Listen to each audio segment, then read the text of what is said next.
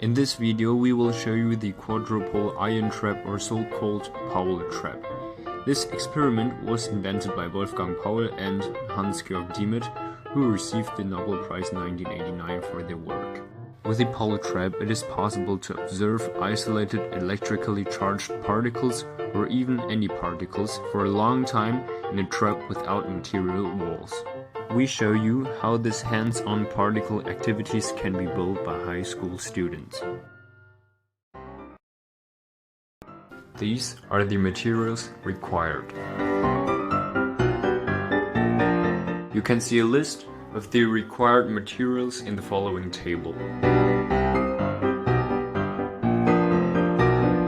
We begin with the electrodes, the conductive paint and the sockets. First, paint the electrodes with conductive paint. Paint the ring on both sides. The paint is only required on one side of the shaft. Paint only the top side of the end cap electrodes. You have to consider that conductive paint may be more difficult to apply than regular paint.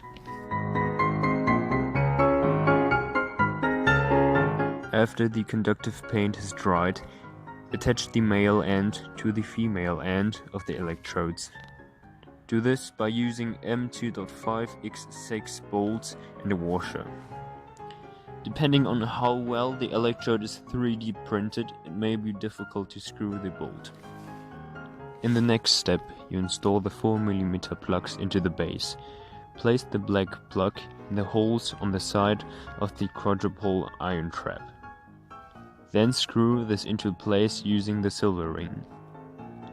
This can be difficult, thus it may help if you use a screwdriver to turn the ring. Then you need to solder the 10 megaohm resistors onto the sockets.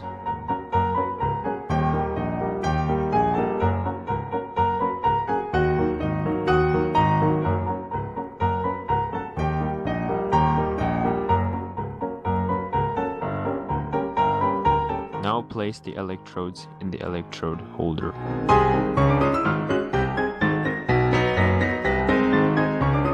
Finally, place the electrode holder in the corresponding hole in the lid. In the final step, you put everything together.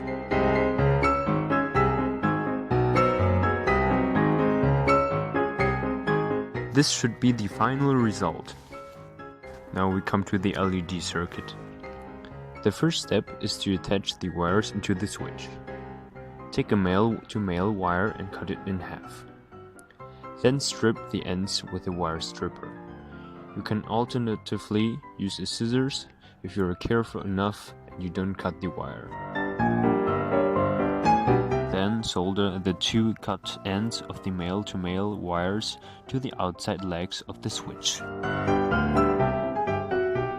Solder the positive red lead of the battery strap to the center leg of the switch. Now you install the strobing circuit. Cut one more male-to-male lead in half and strip the ends. Then solder one lead in the middle pin of the potentiometer and solder the second lead to either one of the side pins. In the next step, you have to construct an astable multivibrator circuit following the circuit diagram, which looks like this. To let you calm down, we will also show you the breadboard schematic and use a time lapse.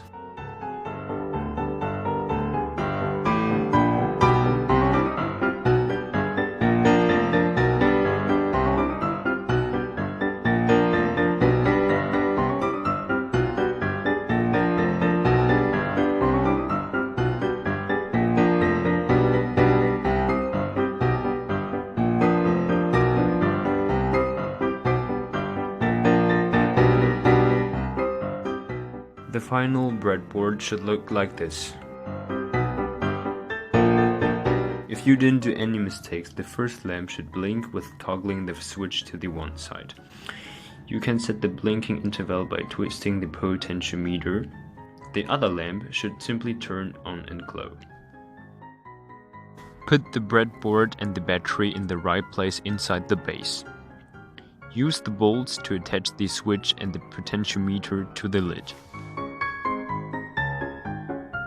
Thread the LEDs through the holes in the lid and insert the LED holder. We highly recommend using duct tape in order to hold the LEDs in the stand.